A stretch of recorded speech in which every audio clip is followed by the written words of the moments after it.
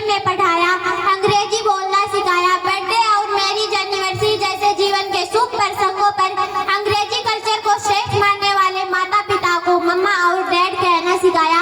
बालक या बालिका बड़ा हो जाने के बाद आपको समय नहीं देता है, आपकी भावनाओं को नहीं समझता है, आपको तुच्छ मानकर आपसे जुबान लड़ाता है और आपको बच्चों में कोई संस्कार नजर नहीं आते हैं, तो घर के वातावरण को गमहीन किए बिना, संतान को दोष दिए बिना कहीं एकांत में जाकर रो ले, क्योंकि पुत्र और पुत्री पहले से ही वर्षगांठ में भारतीय संस्कारों के बदले केक कैसे काटा जाता है सिखाने वाले आप ही हैं।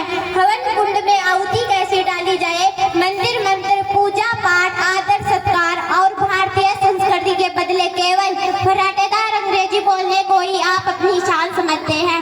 बच्चा जब पहली बार घर से निकलता है तो उसे प्रणाम आशीर्वाद के बदले बाय बाय कहना सिखाने वाले आप।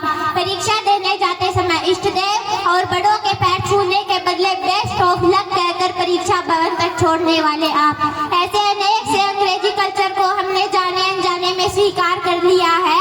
बालक या बालिका की सफलता पर परिवार के साथ बैठकर खुशियां मनाने के बदले होटलों में पार्टी की प्रथा को श्रेष्ठ मानने वाले आप।